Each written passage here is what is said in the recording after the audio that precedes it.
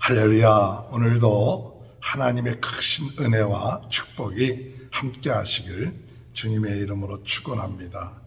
이스라엘 백성들이 하나님의 은혜 가운데 45년 동안 평안하게 있다가 하나님을 저버리고 이방신들을 섬겼습니다.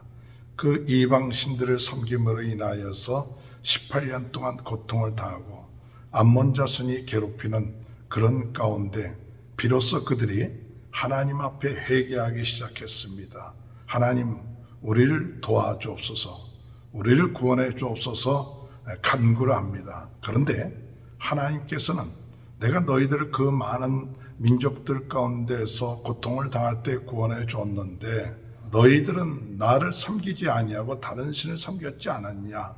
내가 너희를 다시 구원하지 않겠다 하면서 냉담하게 거절하시는 하나님께서 그들에게 말하길 너희가 택한 신한테 가서 우리를 구원해 달라고 그렇게 이야기하라고 합니다. 그때 이스라엘 백성들이 더욱 하나님 앞에 간구하면서 하나님 좋으실 대로 하시지만은 저희들을 구원하여 주옵소서. 자기들이 있는 모든 이방의 신들을 제하여 버리고 하나님 앞에 회개하고 나가는 그런 모습, 이런 모습을 보면서 하나님께서 또 걱정하시는 그런 것이 오늘 이 본문의 말씀입니다. 하나님의 지도자는 어떤 마음을 가져야 되느냐 할 때 진정으로 하나님의 마음에 감동될 수 있는 그런 참 회개가 있어야 됩니다. 우리가 말로만 회개한다, 잘못했다, 그렇게 하는 것으로 끝마칠 때가 많습니다. 하나님께서도 여러 번 이스라엘 백성들이 잘못했다고 회개했다고 하면 하나님이 그 말씀을 믿고 또 구원해 줍니다. 그런데 그들은 그런 회개를 했다 해놓고서도 또 얼마 지나면 다시 그들은 하나님을 저버리고 이방신들을 섬기는 모습들을 봅니다. 하나님께서 이런 이스라엘 백성들의 모습을 보면서 13절에 말씀하시기 너희가 나를 버리고 다른 신들을 섬기니 그러므로 내가 다시는 너희를 구원하지 아니하리라. 가서 너희가 택한 신들을 부르시죠. 너희의 환난 때 그들이 너희를 구원하게 하려 하신지라. 하나님께서 진정성이 없는 회개를 하는 이스라엘 백성들에게 너희가 택한 신들한테 가서 구하라. 내가 다시는 너희들을 구원하지 않겠다. 이렇게 냉담하게 거절하는 그런 모습들을 봅니다. 그 원인이 무엇일까요? 왜 하나님께서 냉담하게 그들이 부르짖고 회개하고 하나님 앞에 도와달라고 하는데 도와주지 아니할까요? 그것은 그들의 회개가 진정한 회개, 참 회개를 하지 아니하고 그 회개의 진실성이 없기 때문에 그렇다는 사실입니다.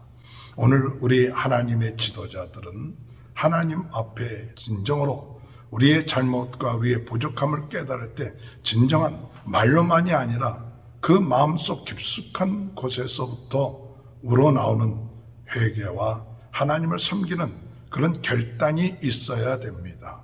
그래야만이 하나님께서 그 중심을 보시고 하나님의 마음을 돌이키는 것이죠. 혹 우리들 자신들이 회개한다 하면서도 입으로만 말로만 상황이 어려우니까 그때만 하나님을 믿습니다. 하나님 우리가 잘못했습니다 하고 끝마치는 그런 경우는 없는지요? 오늘 이 말씀을 통해서 우리들 자신들도 하나님 앞에 입으로만 회개하고 또 금방 돌이키는 그런 모습이 아니라 진정으로 우리 마음속에 진심을 다하여 하나님을 섬기지 아니했던 것, 우상을 섬겼던 것, 죄에 빠졌던 것, 이것이 얼마나 못한 것이고 또 이것에 속았던 것이 얼마나 큰 잘못이었던 것을 깨닫고 돌이킬 수 있는 그런 은혜가 있어야 될 줄로 생각합니다. 우리가 회개를 하면 지금 내가 당장 어려움을 겪으니까 회개하고 잘못했습니다 라고 그 정도로 끝마치는데 진정한 회개는 그 죄가 얼마나 무서운지 어둠의 세력이 얼마나 무서운지 내가 이 죄에 속았구나 또 어둠에 속았구나, 우상에 속았구나, 내 욕심에 속았구나, 그것을 철저하게 깨달고 그것을 버리고 돌이키는 것이 회개죠. 진정한 우리의 삶에 우리를 인도하시고 지켜주시고 구원해 주시는 분은 하나님 외에 없구나, 하나님만을 바라보고 나가야겠구나, 어떠한 역경과 어려움 가운데서도 하나님만을 섬기는 것이 나의 삶의 길이요 진리요 생명이구나, 우리 예수 그리스도만이 길이요 진리요 생명이구나, 그것을 깨닫고 돌이키는 것, 이것이 진정한 회개인 줄 믿습니다. 하나님의 지도자들은 하나님 앞에 말로만 일시적으로 방편적으로 회개하는 것이 아니라 진심으로 그 마음속에서부터 우러나오는 회개가 있게 되는 귀한 축복이 있게 되시길 바랍니다. 하나님의 지도자들은 하나님의 긍휼하심을 구할 수 있어야 합니다. 15절에 볼 것 같으면 이스라엘 자손이 여호와께 여쭈되 우리가 범죄하였사오니 주께서 보시기에 좋은 대로 우리에게 행하시려니와 오직 주께 구함나니 오직 우리를 건져내소서. 그래서 하나님의 마음에 감동될 수 있는 그러한 자세가 필요합니다. 즉 회개하고 당연히 하나님 용서해 주겠지, 그게 아니라 하나님의 마음에 긍휼하심이 있게끔, 하나님 마음에 감동이 될 수 있게끔, 하나님께서 정말 그 마음속에 이들을 불쌍히 여길 수 있는 그런 마음을 달라고 간구하는 그와 같은 자세가 필요하죠. 하나님의 지도자들은 하나님 앞에 간구할 때 하나님께서 우리를 긍휼히 여겨 주옵소서, 우리를 긍휼히 여겨 주옵소서, 이와 같은 하나님의 마음을 움직이는 그와 같은 참 중심이 있는 그 기도, 회개가 있어야 될 줄 믿습니다. 하나님의 마음이 움직여야 됩니다. 하나님께서 역사하셔야 됩니다. 그러기 위해서는 하나님 앞에 무엇을 간구해야 되느냐? 하나님 앞에 긍휼을 간구해야 돼요. 하나님 긍휼히 여겨 주옵소서. 오늘 우리가 회개했으니까 하나님 당연하게 용서해 주겠지, 그게 아니라 하나님의 뜻대로 하옵소서. 그러나 우리를 긍휼히 여겨 주옵소서라는 그 기도는 하나님의 긍휼하심을 사모하는 거죠. 오늘 모든 주권은 하나님께 있습니다. 하나님의 손에 의해서 우리가 이끌림을 받고 있습니다. 하나님 뜻대로 하옵소서. 그러나 저희들을 긍휼히 여겨 달라고 기도할 수 있는 귀한 은혜가 저와 여러분의 삶 가운데 함께 하시길 주님의 이름으로 축원합니다. 마지막으로 하나님의 지도자들은 하나님의 마음을 깨달을 수 있는 자가 되어야 합니다. 하나님의 마음이 얼마나 아프실까. 16절의 마음도 여호와께서 이스라엘의 공고로 말미암아 마음에 근심하니라. 자식들이 성장을 하면 부모의 마음을 조금 이해한다고 하지요. 부모의 마음을 이해한다는 것이 참 쉽지가 않습니다. 그런 것처럼 오늘 하나님의 마음이 어떨까? 자식들이 잘못을 했을 때 그 부모의 마음이 어떨까? 그런 것처럼 오늘 우리가 하나님의 마음을 읽을 수 있는, 또 깨달을 수 있는 그런 자가 하나님의 지도자입니다. 하나님은 우리를 사랑하십니다. 하나님은 우리를 긍휼히 여겨주십니다.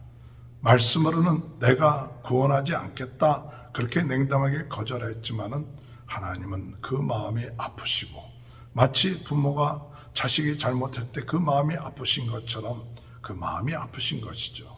오늘 우리는 하나님 앞에 하나님의 마음을 우리가 깨닫고 그 마음을 이해하고 살 수 있도록 인도하여 주옵소서. 잘못된 길로 혹 우리가 빠질 때 하나님의 마음이 얼마나 아프실까? 내가 우상을 섬길 때 하나님의 마음이 얼마나 괴로울까? 그것을 조금이라도 깨닫게 된다면 우리는 가던 길을 멈추고 하나님 앞으로 돌아올 수 있는 가능성들이 많게 될 것입니다. 오늘 주님 안에서 하나님의 지도자가 되는 우리 귀한 성도님들, 하나님 앞에서 진정한 회개가 있으며 하나님의 긍휼을 구하는 자가 되며 하나님의 마음을 깨닫고 나갈 수 있는 귀한 은혜가 저와 여러분의 삶 가운데 함께 하시길 주님의 이름으로 축원합니다. 하나님 아버지 감사합니다. 하나님 진정한 회개가 저희들의 삶 가운데 있게 하시고 하나님의 긍휼하심을 구하게 하시고 하나님의 마음을 깨닫고 나가는 저희 모두가 될 수 있도록 은혜 내려 주옵소서. 코로나 바이러스로 어려움을 당하고 있는 모든 분들 하나님께서 긍휼히 여겨주시고 낫게 하시고 우리 모든 성도들의 가정, 자녀들 하나님 아버지의 그 사업을 축복하여 주시고 강건케 하여 주옵소서. 지금은 우리 주 예수 그리스도의 은혜와 하나님 아버지의 극진하신 사랑하심과 성령의 감동, 감화, 내적 교통하신 역사가 하나님의 긍휼하심으로 오늘도 주님 안에서 날마다 주님을 바라보고 나가는 귀한 축복이 지금부터 영원토록 함께하여 주시옵기를 간절히 축원하옵나이다. 아멘.